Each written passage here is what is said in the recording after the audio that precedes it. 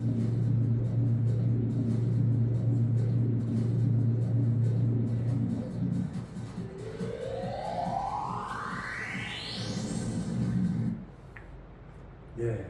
멋있네요. 아주 들어보시니.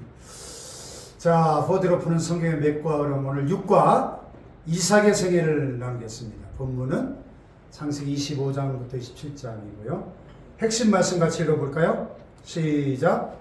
그들이 이르되 여호와께서 너와 함께 계심을 우리가 분명히 보았으므로 우리의 사이 곧 우리와 너 사이에 맹세하여 너와 계약을 맺으리라 말하였노라. 네, 누가 한 말이에요? 창세기 26장에 보면 블레셋의 아비멜렉이 이방나라 왕이 이삭에게 와서 화친 조약을 맺는 장면입니다. 왜?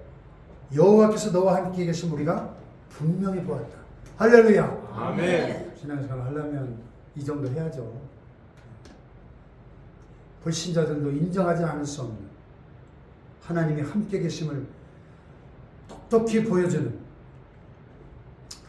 신앙생활 되길 축복합니다. 할렐루야. 아멘. 네. 자,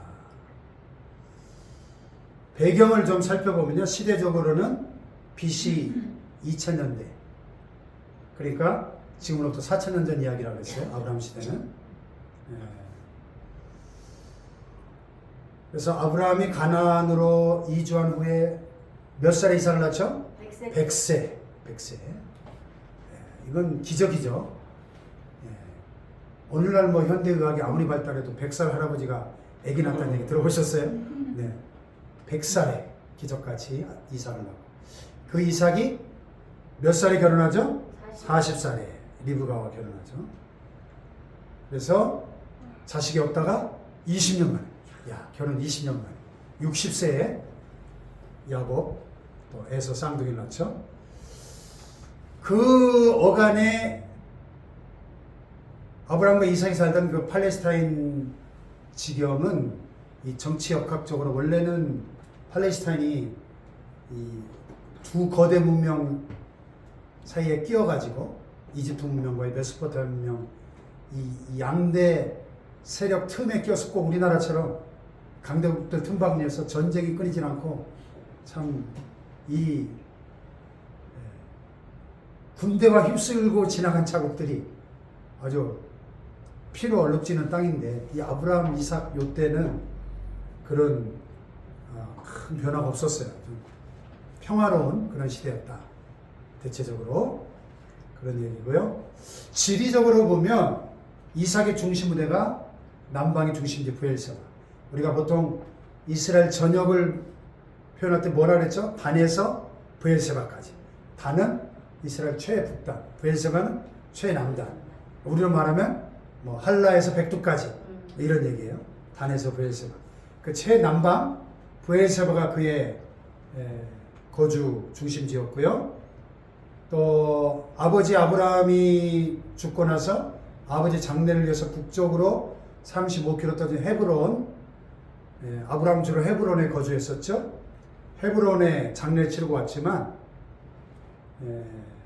대부분의 생애를 브엘세바에서 이삭은 보내게 됩니다. 문화적으로 보면 이제 이삭과 리브가 결혼할 때 어떻게 결혼했죠? 아브라함이 자기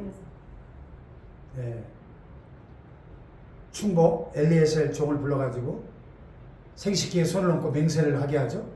그리고 이방 족속 여인에게서 며느리감을 찾지 말고 우리 친족 중에서, 그 이유는 그 어떤 신앙적인 이유 때문이겠죠, 그렇죠? 여호와 하나님을 섬기는 신앙의 족속에서 며느리감을 찾아와. 그래서 멀지만 하란에, 아브라함이 하란에서 왔잖아요. 갈대아우를 떠나 하란에서 오래 머물다가 가나안으로 왔기 때문에 하란에 살고 있는 그의 친족 중에서 며느리감을 찾도록 엘리에셀을 보내죠. 엘리에셀이 기도하면서 순조롭게 만나기 위해서 기도하면서 딱 가서 만난 하란의 우물가에서 처음 만난 여인이 누구예요? 리브가였죠. 그 젊은 여자. 그 표현은 고대 근동에 그 여자에게 있어서 결혼 선택권은 아버지에게 절대적으로, 우리 조선 시대 옛날에 부모들이 다 어렸을 때 다 양가가 약혼을 하고 했잖아요. 좋은 풍습이 있었지 않습니까? 요때가 딱 그랬습니다. 12세를 넘기면 결혼시키는 그런 좋은 풍습이 성행하던 시대였기 때문에 그런 그 문화적 배경을 알고 이삭과 리브가의 결혼을 바라봐야 좀 이해가 되겠죠. 그래서 리브가와 이삭이 결혼을 하게 되고 이삭과 리브가가 처음 만나는 장면도 상당히 드라마틱하죠. 아름다운 영화의 한 장면 같죠. 이삭이 저물역에 들판에 나가서 묵상하며 하나님 기도하다가 저 지평선 끝에서부터 한 낙타의 무리가 오는데 보니까 자기 신부감을 구하러 갔던 엘리에셀이 낙타에 한 여인을 태우고 오는데 엘리에셀이 저기 네 신랑감이 기다리고 있네 하니까 리브가가 뭘 쓰죠? 면박을 딱 쓰죠. 얼굴에 베일을 가립니다. 그래서 면박을 쓰는 풍습도 기혼녀들은 면박을 하지 않았지만 미혼녀들은 결혼 전까지 남편들 사람 앞에서 얼굴 가렸는데 이는 겸손과 존경의 표시였다. 그래서 이런 면박이요. 눈만 빼꼼 나오고 얼굴 전체를 가리는 이런 면박을 했다는 거고요. 키워드들 보면 뭐 법도 하나님의 법이죠. 선민의 도덕원칙. 세바, 부엘세바. 부엘은 우물이고 세바는 일곱이라는 뜻이 일곱 개의 우물. 맹세의 우물 그런 뜻도 있죠. 또 오늘까지 모세가 창세기를 기록하던 때까지 그런 얘기고 복 하나님의 대리자로서의 신적인 결과를 지닌 축복. 이삭이 죽기 전에 야곱과 에서에게 축복을 하잖아요.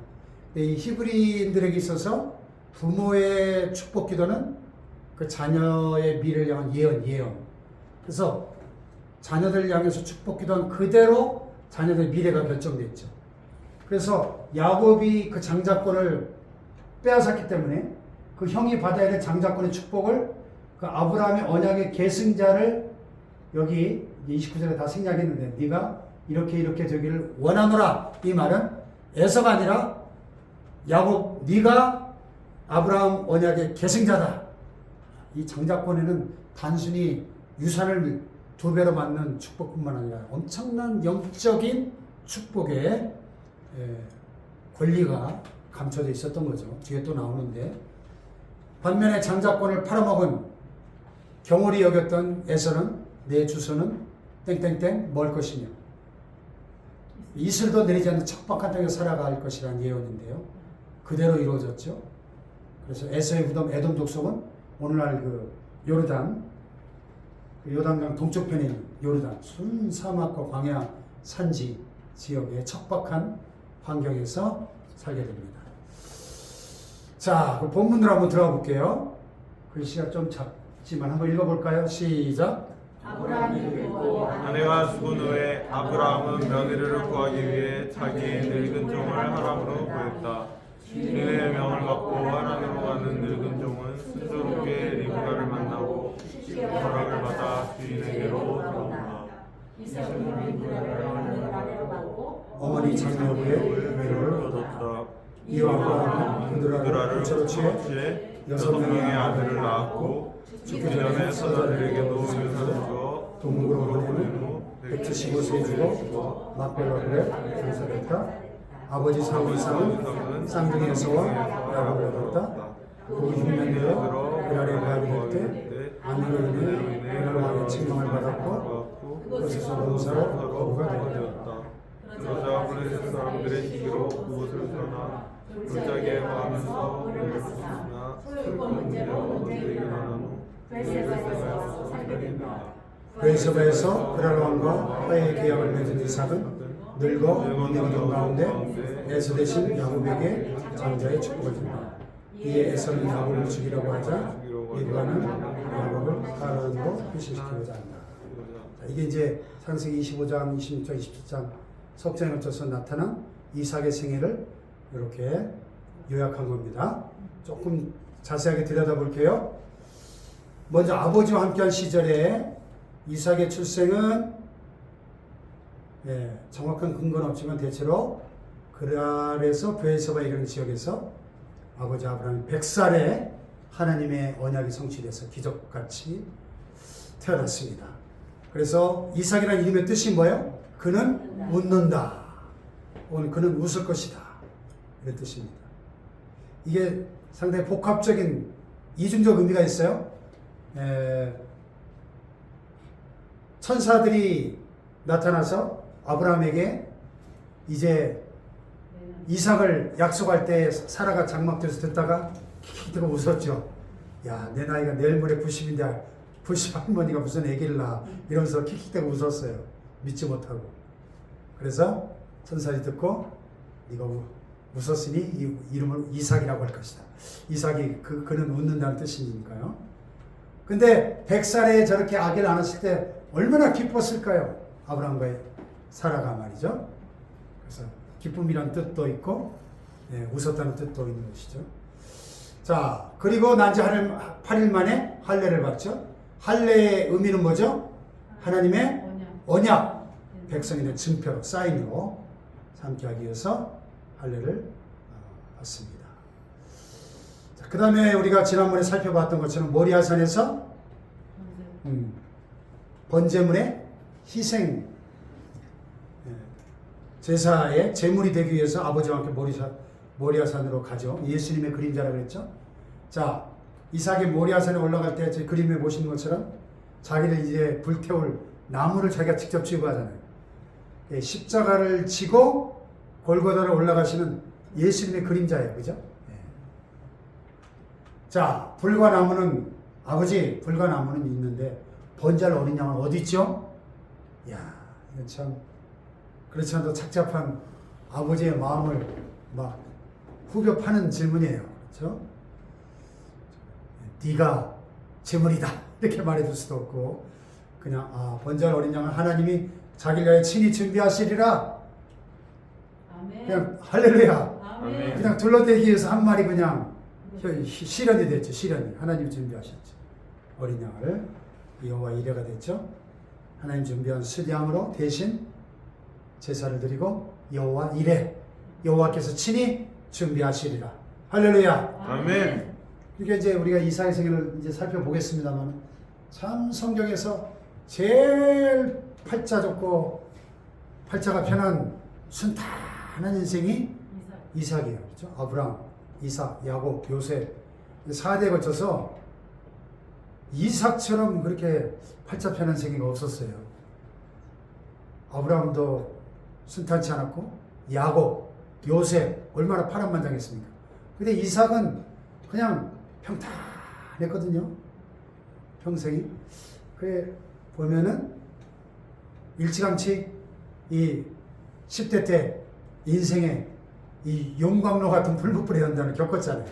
그죠? 네. 이건 아버지 아브라함의 순종뿐만 아니라 제물이 될 이삭의 순종 없이는 불가능한 사건이었어요. 이게. 아멘. 그렇잖아요. 이삭이. 아니 아빠 왜 이래요? 네가 제물이다. 아이 아빠 너만 걸렸네. 이러면서 도망가면 어떻게 쫓아오겠어요? 115살 120살 된 극노인이 어떻게 쫓아오냐고요. 10대가 반항하면 결박해서 바쳐야 되는데. 그러니까 이삭의 순종도 절대적으로 너무나 중요한 사건이었거든요. 아멘. 그러니까 이미 일찍이 그렇게 자기의 목숨을 아버지의 그 칼에 심장을 내어맡길 만큼 그 가정교육을 받았으니까 그렇게 할 수 있을 거 아닙니까? 예?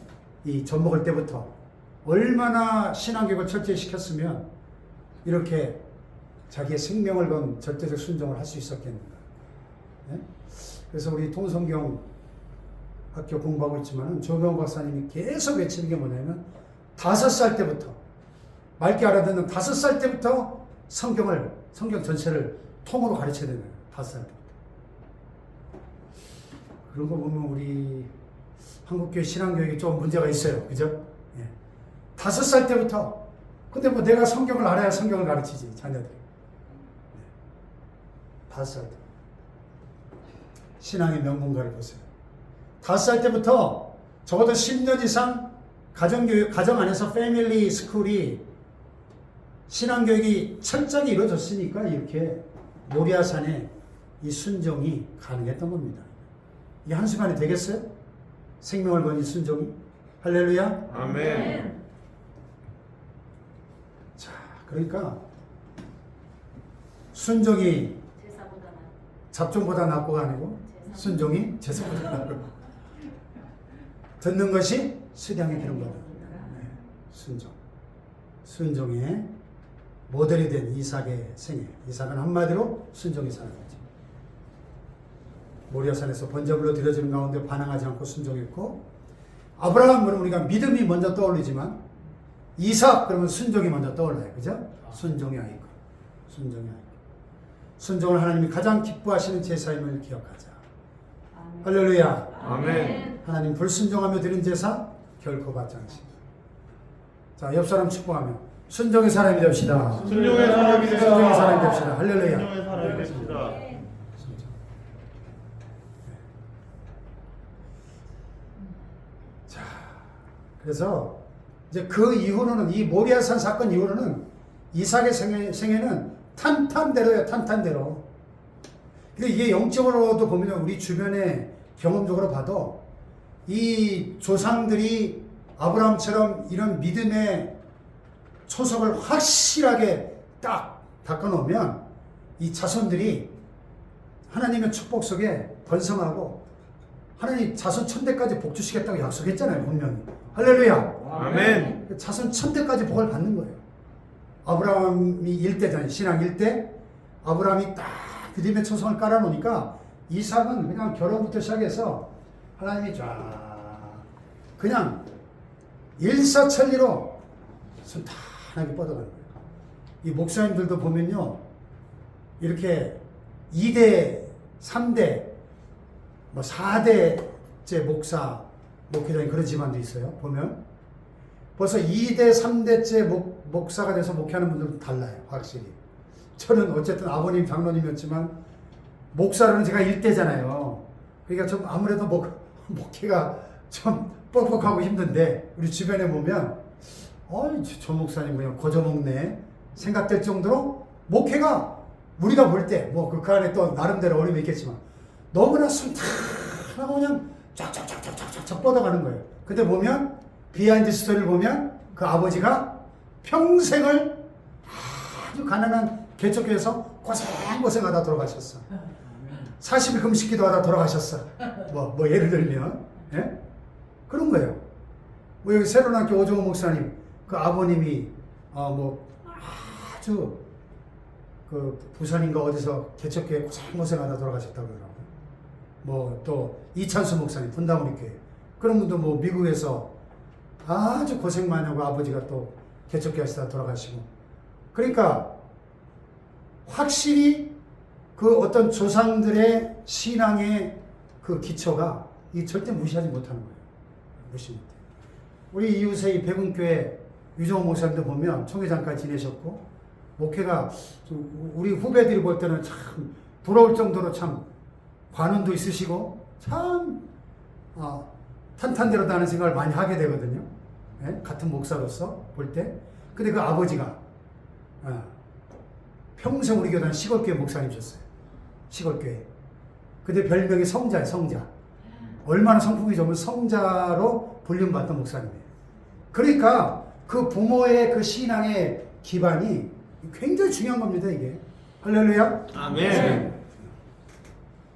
그러니까 어쨌든 그분도 뭐 개척에서 완전히 그냥 맨 땅에 헤딩해가지고 어쨌든 저 유성에서 유성구청 앞에 그 목양교회라고 그 건축도 교회가 부흥해서 건축도 예쁘게 잘 하시고 그래서 이렇게 딱 백운교회 스카우트에 간 건데 교단 총회장도 하시고 또 한국교회 총연합회 회장도 하시고 아주 승승장구 잘 돼요. 보면 쭉 지난 20년 동안 같이 이렇게 지방에서 지내보니까 저분은 참 아버지 잘 만나가지고 아버지 덕에 반은 먹고 들어간다 그런 생각을 해요. 솔직히 우리 같은 목사 입장에서. 네. 그 이제 저도 이제 두 아들 있고 손자를 봤는데 우리 손자를 볼 때마다 야 이놈 참 복덩어리다. 너는 무슨 복이 이렇게 많아. 얘는 그러니까 지금 제가 3대째니까 우리 할아버지 때부터 충기가 4대 얘는 5대잖아. 5대. 야 5대 야 너 진짜 앞으로 참 복 터졌다. 너. 이 볼 때마다 이거 얼마나 복 있는 거예요. 그죠? 이 신앙의 명문감은 이거 무시 못하거든요. 신앙의 명문감. 여러분 신앙의 명문감을 이루시길 바라요. 아멘. 아브라함과 이삭 생애를 볼 때, 여러분 아브라함의 아들이 아브라함의 감은 얼마나 대단해요. 신앙의 명문가잖아요. 그 이삭. 이삭이 왜 이렇게 거저먹고 들어갔나? 아니, 아버지를 잘 만났잖아. 아버지가 아브라함인데, 믿음의 조상인데. 그리고 이미 10대 때 목숨을 건 순종을 했어. 한번 아멘. 1차 시험에 합격을 했어요. 이미 서울대 들어갔어. 이미 인생이 그냥 쫙쫙 뻗어가는 거예요. 쫙쫙 뻗어가. 그래서 아버지가 175살에 죽고 나서 40살에 결혼을 해. 40살에. 굉장히 늦은 결혼이에요. 요즘도 40은 늦는데 40에 결혼돼 자식이 없어요. 또 20년 동안이나. 야, 그 자식이 없어요. 기도하니까 하나님이 그냥 한 방에 쌍둥이로 그냥 한 방에 쌍둥이로 주시잖아요. 쌍둥이. 그런데 참 재밌는 것은 두 국민이 내 태중에 있구나. 두 민족이 내 복 중에서부터 나누리라. 이 족속이 저 족속보다 강했고 큰 자가 어린 자를 섬기리라. 이 두 국민이 누구예요? 이 족속은 누구고 저 족속은 누구예요? 에서와 야곱의 이야기죠. 그러니까 이게 보면 하나님의 절대적 주권이 있는 거예요. 이 뱃속에 있는 태아들이 무슨 잘못을 했고 무슨 선행을 했어요. 하나님의 딱 주권적 섭리가 있는 거예요. 뜻이, 계획이. 엄마 뱃속에서부터. 할렐루야. 아멘. 20년 만에 쌍둥이가 태어나는데 그 이삭의 본거지가 오늘날 이렇게 생겼어요. 텔 브에세바라는 지역인데요.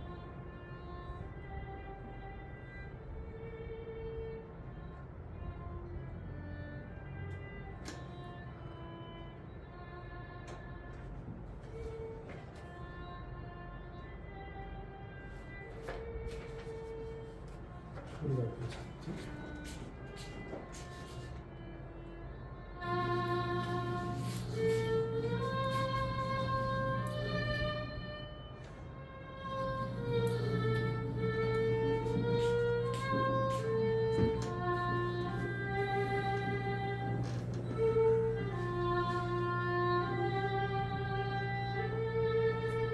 일반 성지순례 패키지를 가면 이런 옷을 가지 않아요. 그래서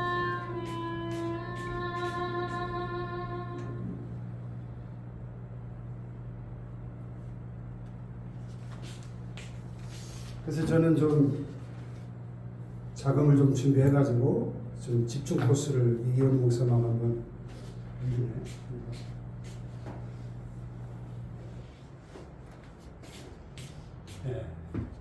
브에세바, 헤브론, 세겜 이런 것도 한번 가서 그 믿음의 조상들의 발자취를 느껴보고 싶어요. 자, 쌍둥이가 결혼 20년 만에 태어납니다. 자, 그런데 쌍둥이인데 달라도 어떻게 이렇게 다를까요? 완전 정반대 두 형제가 태어납니다. 그죠? 에서는 우선 외모가 어때요? 붉고 전신이 털옷 같다. 태어날 때부터 그냥 완전히 털보로 태어났나 봐요. 아기가 사냥꾼으로 자랍니다. 상남자, 사나이 중에 사나이. 그래서 이삭이 더 야곱보다, 이 야곱은 좀 기생 오래비 같이 그렇게 매끈매끈하게 털도 하나도 없고 그랬던 것 같아요. 형의 발꿈치를 잡고 나왔다. 야곱이 야곱. 뱃속에서부터 서로 먼저 나가려고 싸우다가 한 발 차이로 장자의 위치를 형한테 뺏겼는데 이 야곱은 리브가가 더 사는 조용하고 성격이 가정적이고 엄마 살림 설거지 잘 도와주고 이러니까 리브가가 더 좋아하고 그랬어요. 이스라엘의 조상이 됩니다. 자, 우리 야곱과 에서 이야기 너무 유명하죠. 팥죽 한 그릇에 장자권을 팔아먹어버리는 에서와 또 팥죽 한 그릇으로 형의 장자권을 빼앗은 야곱의 이야기. 근데 중요한 건 뭐냐면 장자의 명분에 있어서 중요한 건 태도예요. 태도. 그래서 내가 지금 배고파 죽겠는데 그까지 놈의 장자의 명분이 다 무슨 소용이야? 이 한마디 말 속에 담긴 이 장자권에 대한 이 에서의 생각이 얼마나 이 하나님의 축복이 담겨 있는 건데 장자권. 하나님의 축복을 가볍게 여기고 무식해 여겼다는 거죠. 렘브란트가 그린 에서가 장자의 명물을 파는 장면의 성화예요. 팥죽 한 그릇에 지금 장자권을 팔아먹는 야곱의 모습입니다. 자, 장자의 권리에 대한 설명이 여기 나오네요. 장자의 명분은 처자들에게 준 장자의 상속권이죠. 구약시대 장자가 누린 권리들은 세 가지인데, 첫째는 가계를 승계해서 가장으로서 가문의 대소사에 주도권을 갖게 되고, 두 번째는 유산을 상속할 때 다른 형제보다 2배 몫을 받아요. 요즘도 그러나요? 우리나라도 그런가요? 유산 상속할 때? 똑같아요. 다 일대 이제 n분의 1이에요? 네. n분의 1로 바뀌었나? 배우자만 예, 있고 옛날에는 장자가 많이 받지 않았나요? 과거에는? 이게 더 바뀌었구나. 받았어요. 이제 n분의 1이네. 네. 딸도 똑같이. 2배를 받는 거예요. 다른 형 2배. 그리고 족장으로부터 내려오는 영적 축복 계승권도. 그러니까 얼마나 대단한 거예요, 이게. 장자의 권리 결국 가볍게 여길 수 있는 게 아닌데, 근데 에서는 순간의 배고픔을 해결하기 위해서 장자의 권리를 가볍게 여겨서 팔아버렸다. 그래서 욥기에 보면 정한 음식보다 그의 입에 말씀을 귀히 여겼다, 욥이 그랬는데, 에서는 이 장자의 명분이 얼마나 귀중한 것인지를 모르고 팥죽 한 그릇에 팔아버렸다. 귀한 것을 귀한 것으로 여기지 않는 자였다. 반면에 야곱은 귀한 것을 귀한 것으로 여기지 않은 사람이었다. 이게 비록 좀 그 과정이 있어서 잘못된 방법으로 좀 탈취하는 것처럼 보이지만, 그러나 예수님이 뭐라고 했냐면, 너희 진주를 돼지 앞에 던지지 말라. 그 가치를 모르는 돼지 앞에다가 진주를 던지면 어떻게 되겠어요? 그래서 하늘의 것을 세상의 것보다 더 귀한 것으로 여기고. 하늘의 것, 세상의 것보다 더 귀한 것을 여기고 하늘의 것을 구하는, 다시 말해서 하나님의 그 영적인 축복을 소중히 여길 줄 알아야 된다, 그런 얘기죠. 할렐루야. 그래서 히브리 기자는 에서를 망령된 자라고 그렇게 표현하죠. 망령된 자. 뭐가 망령된 거예요? 하나님의 축복을 우습게 여기고 가볍게 여기는 거예요. 에서와 같은, 그가 육신의 사람이고 망령된 자다, 그렇게 말합니다. 자, 그 다음에 그랄이라는 곳, 지난번에 잠깐 다뤘는데요. 아브라함 이후에 두 번째 흉년이 들 때 이집트로 내려가려고 할 때 하나님이 나타나셔서 애굽으로 내려가지 말고 이 땅에 머물라. 땅에 머물면 네 가지 축복을 약속하시죠. 내가 너와 함께 있어 내게 복을 주리라. 두 번째, 내가 이 모든 땅을 너와 내 자손에 주리라. 세 번째, 내 자손을 하늘의 별과 같이 번성하게 하라. 네 번째, 내 자손으로 말미암아 천하 만민의 복을 받으리라. 언약의 갱신, 축복의 재보증을 주십니다. 그래서 지도로 보시면 여기가 브엘세바고요. 흉년을 피해서 그랄로 내려가서 거기서 농사에서 100배의 수확을 거두는 거죠. 할렐루야. 아멘. 뭐 아까 어떤 분이 뭐 200만 원어치 심었는데 100만 원 수확했다고 했는데, 이삭의 농사는요, 예?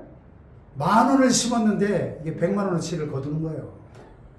할렐루야. 그런 농사를 지어야지. 예? 100배의 복, 100배의 복. 할렐루야. 자, 그런데 그 블레셋에 갔을 때 또 희한하게, 이런 또 부전자드냐. 그 아버지 아브라함이 애굽에 내려갔을 때 부인 사라를 자기 누이 동생이랑 속였다가 아주 망신을 당했는데 똑같은 잘못을 이삭이 저지릅니다. 참 희한하죠. 제발 요런 거 좀 안 닮았으면 하는 거냐. 귀신같이 닮아있죠. 자식들 보면은 안 좋은 거는 귀신같이 닮아있어. 네. 그러니까 축복도 계승되지만요, 이런 약점이나 허물도 유전되는 것을 봅니다. 자, 어쨌든 그 해에 그 흉년의 때에도 100배의 수확을 거둡니다. 여러분, 야, 힘들다, 못 살겠다, 죽는다 해도 하나님이 함께 하시면 100배의 복을 거둘 줄로 믿습니다. 아멘. 할렐루야. 아멘. 자, 옆 사람 축복하면 100배의 복을 받으세요. 100배의 복을 받으세요. 100배의 복을 받으세요. 할렐루야. 네. 근데 100배의 복이 그냥 주어지냐고요? 하나님의 명령을 순종했으니까. 애굽으로 내려가지 않고 여기 머물러 순종하고 농사할 때 백배의 복을 거둡니다. 할렐루야. 아멘. 근데 어떻게 이 흉년의 때 백배의 복을 거두냐? 그 비결은 우물이에요. 우물. 물이 귀하지만 우물을 하나 발견하면 사방 1-2km 정도까지 농사가 가능하다는 거예요. 우물이 비결인데, 자, 너희가 즐겨 순종하면 어떻게 해요? 땅의 아름다운 소산을 먹을 것이다. 할렐루야. 아멘. 순종할 때 땅의 아름다운 소산을 먹을 것입니다. 삼계탕도 먹고 6년간 인삼이 들어가는 맛있는 삼계탕도 먹고. 할렐루야. 이삭은 가뭄 중에도 하나님 명령에 따라 애굽으로 내려가지 않고 블레셋 지역에 거주할 때, 순종할 때 이삭에게 뭘 줘요? 우물을 주시잖아요. 우물을. 그래서 가뭄 중에도 백배의 결실을 얻었더라. 아멘. 할렐루야. 아멘. 그러니까 이해가 되지 않아요. 아, 지금 분명히 애굽으로 내려가야 먹고 사는데 온천에 흉년 들었는데 나일강에 물이 풍부한 애굽으로 가야 잘 먹고 잘 살 텐데 하지 말라. 이해가 되지 않아도 하나님 명령에 순종할 때 아멘. 할렐루야. 아멘. 순종해줘. 얼마나 잘 됐는지 블레셋 사람들이 막 시기가 날 정도, 시기할 정도, 거부가 되니까 양과 소와 종이 심히 많음으로 시기하니까 어떻게 됐어요? 아브라함 때부터 파놓은 우물을 다 막아버렸어요.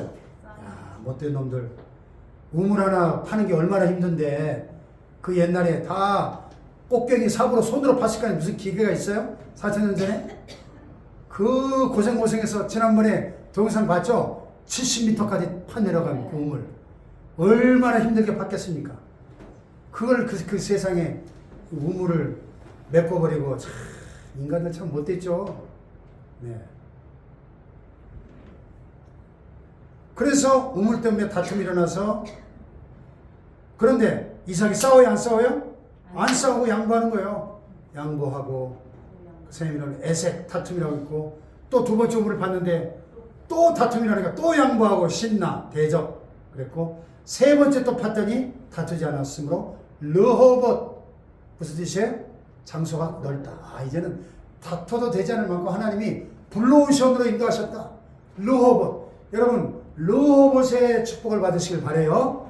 네, 세상은 막 레드오션이잖아요. 머리빡 터지잖아요. 예? 무한 경쟁 머리빡이 터지는데, 여러분 하나님이 복을 주시면 머리빡 터지게 싸울 필요가 없어요. 르호봇을 주세요. 르호봇. 널찍한 장소를 주십니다. 할렐루야. 아멘. 자, 그날 골짜기 오늘날 모습이에요. 자, 성경 시대의 이 우물의 중요성, 우물의 의미, 오늘날 성지순례 코스의 하나가 된 브엘세바에 있는 이삭의 우물 모습을 보고 계시고요. 고대 근동 지역에 이 비가 많이 안 오니까, 물이 귀한 지역이니까 이 우물은 생존의 아주 가장 중요한 요건 중에 하나겠죠. 물 없이 살 수 없으니까. 그래서 항상 우물을 중심으로 마을이 형성됐다는 거예요. 우물에 대한 소유권 문제로 종종 분쟁이 일어났다. 창세기 16장의 이 블레셋 사람들과 이 이삭 사이의 다툼도 그런 배경이 있고요. 자, 그래서 보통 우물은 깨끗하게 보존하기 위해서 또 짐승이 빠진 걸 막기 위해서 돌로 이렇게 봉해 놓죠. 자, 적용을 해봅시다. 이삭이 다투지 않았다고 했는데, 양보했다고 했는데 바보같이, 성경은 뭐라고 말씀해요? 온유한 자들은 땅을 차지한다. 풍성한 화평으로 즐거워하리라. 쌈딱들은 땅을 차지하면 이래야 말이 될 것 같은데, 쌈딱들, 그죠? 우리 주변에 쌈딱들 많잖아요. 쌈딱들이 땅을 차지해야 될 것 같은데, 오히려 성경은 온유한 자들이, 양보하는 자들이 땅을 차지한대요. 할렐루야. 아멘. 하나님의 원리예요. 하나님의 원리. 이삭은 자기가 팠는데 그 우물의 소유권 때문에 블레셋 사람들과 얼마든지 다툴 수 있죠. 예? 소송할 수 있죠. 재판할 수 있죠. 그런데 양보하고 또 양보하고 두 번씩이나 양보하고 바보같이. 그런데 결국 하나님은 그런 이삭에게 르호봇, 더 넓은 지역, 다툴 필요가 없는 광활한 지역을 선물로 주신 줄 믿습니다. 아멘. 할렐루야. 그래서 이삭은 다툼보다는 화평을 원하는 온유하고 양보하는 사람이었다 하는 겁니다.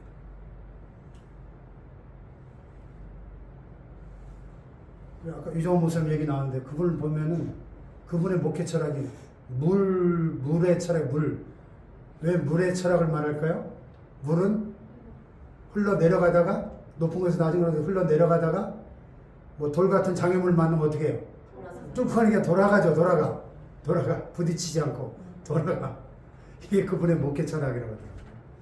근데 보면 참 피스메이커고 평화를 만들어가는 분이고 역시 이 이삭과 같은 분이에요. 그분을 보면 다툼보다는 화평을 원하는 온유하고 양보하는 사람. 할렐루야. 아멘. 예수님도 그랬죠? 화평케 하는 자는 복이 있느니 그들이 하나님의 아들이라 일컬음을 받을 것이다. 할렐루야.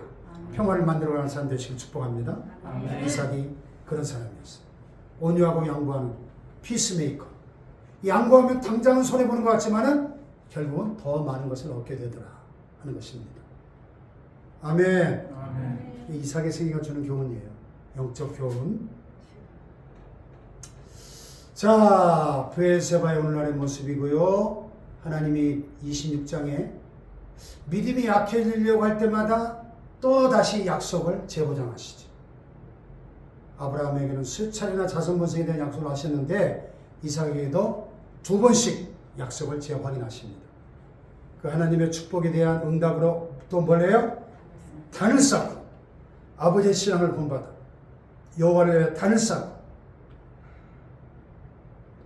감사하며 예배하는 모습입니다.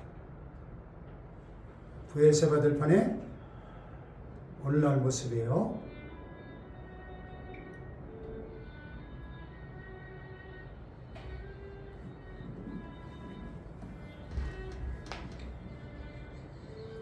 굉장히 광활한 들판이네요. 그죠?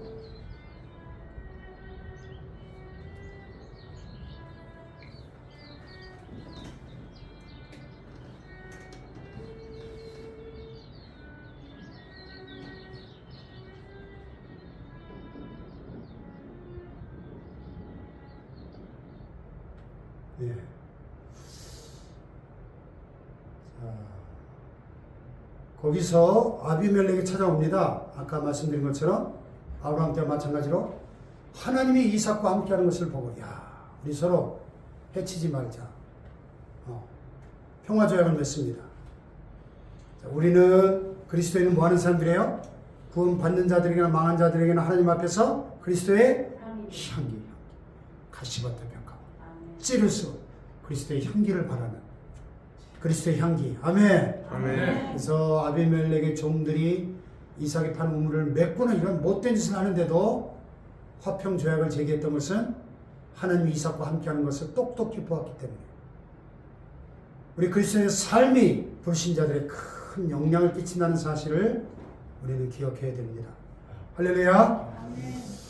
자, 브엘세바라는 이름의 뜻 아까도 잠깐 설명드렸는데요. 브엘세바 7개의 샘. 야, 우물을 하나 발견하기도 힘든데 7개나 되는 우물이 발견됐으면 참 오아시스, 사막의 오아시스, 그죠? 예. 그래서 하나님의 축복의 결과라고 보여지고요. 그런데 이삭의 가정에 근심거리가 하나 있네요. 장자인 에서가 믿음의 집안에 여자를 데려오지 않고 이방 여인들을 그것도 둘씩이나 아내로 삼은 일로 인해서 이삭의 말년에 근심거리가 되었다 하는 것입니다. 결혼도 잘해야죠. 자, 이삭의 축복을 보면 죽기 전에 이제 에서에게 야, 네가 사냥한 것으로 내가 평소에 즐기는 별미를 만들어 먹게 하여 축복하게 하라. 리브가가 그 얘기를 엿듣고 자기가 더 사랑했던 야곱이 그 축복을 받게 하기 위해서 어떻게 합니까? 에서가 사냥하고 들어오기 전에 어떻게 해요? 야곱을 변장시켜가지고. 예. 에서가 털이 많으니까 이게 염소를 잡아가지고 염소 털로 이렇게 털이 많은 것처럼 에서의 옷을 입히고 그래서 염소 새끼 2마리의 별미를 만들어서 아버지를 속여먹고 이 형의 축복을 가로챕니다. 자, 방법이 옳아요? 잘못됐어요?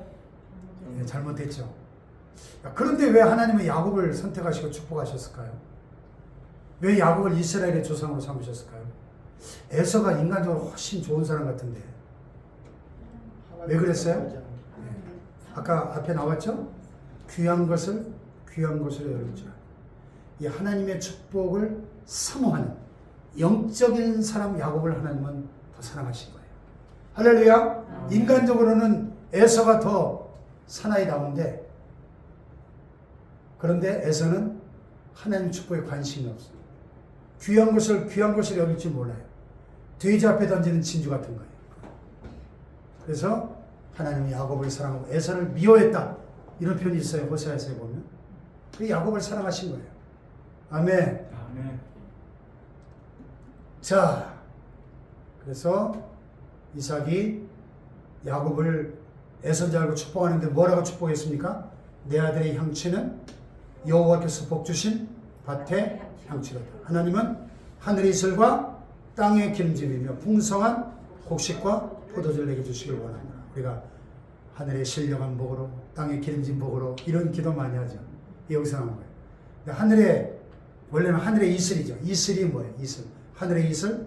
팔레스타인 지역은 물이 귀하니까 비가 많이 안 오니까 산악지대에서는 서풍이 몰고 온 바닷수물 내포한 공기가 저녁에 급속히 냉각되면서 이슬이 비처럼 내리고 또 저 북쪽의 헐몬산의 그 만년설이 그 위에서부터 쭉 팔레스타인 저녁에 헐몬산에서부터 내려붙은 찬 냉기가 새벽녘에 쭉 이슬을 비처럼 내리는데 그 물이 귀한 사막 지역에서 이 이슬은 정말 식물들에게는 생명보다 같은 것이죠. 그래서 구약 성경의 이슬은 하나님의 축복으로 간주가 됐어요. 형제가 연합하여 서로 동감이 어찌 그리 선하고 아름다운 것. 시편 136편인가요? 7편인가요? 보면 헐몬산의 이슬이 산들에 내린 것도다. 그런 표현이 있죠. 이슬, 하나님의 축복.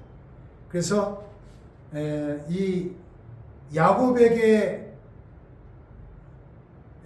이 아버지 이삭이 한 축복이 그대로 이루어져서 야곱이 축복의 조상이 됩니다. 할렐루야. 아멘. 성화를 보면 이렇게 나이 많아 눈 앞을 보지 못하는 이삭이 야곱을 애선 줄 알고 축복하는 장면이고 저 뒤에 지금 아마 저게 리브가 같죠? 리브가 몰래 지켜보고 있는 것 같고요. 그래서 네가 형제들 열국의 주가 될 것이다. 복의 근원이 될 것이다. 근데 이제 이원희 목사님이 퀘션을 달았네요. 야, 이삭이 진짜 야곱인 줄 모르고 축복했을까? 예? 왜냐하면은 태중에서부터 큰 자가 작은 자를 섬길 것이다 하는 예언하셨잖아요. 그죠? 그럼 알고도 모른 척하고 속아줬나? 그런 생각도 듭니다. 어쨌든 하나님의 주권적 섭리 아래 야곱이 장자의 축복을 받게 됩니다. 자, 에서가 뒤늦게 헐레벌떡 와가지고 복을 달라고 하니까 야 무슨 소리냐 이미 복 다 복을 나눠줘 버렸는데 줄 복이 없어요. 네 주소는 땅에 기름지면서 멀고 내리는 하늘이 세에서 멀고 저주밖에 없어. 줄게 복을 다 나눠줘 버려가지고 이슬도 내리지 않는 척박한 땅에 살게 될 것이라는 예언 그대로 오늘날 여러분 뭐죠? 요르단 지역에 막 돌산들 그 이름이 갑자기 생각이 안 나네요. 그 유명한 성지. 어쨌든 척박한 땅이 예든 족속의 땅이 되고 칼을 믿고 생활할 것이다. 네 아우를 섬길 것이다. 이건 뭐 거의 축복이 아니라 거의 저주인데 구구절절. 이게 육의 소욕을 따라 육신적인 삶을 산 에서의 결말이다. 이렇게 우리는 적용해 볼 수가 있겠습니다. 자, 사망까지 이삭의 내용은 야곱의 생에서 이제 다음 주에 우리가 또 다루고요. 자, 결론 같이 읽어봅시다. 시작. 에서는 누구에게 의심을 끼친 사람이었다.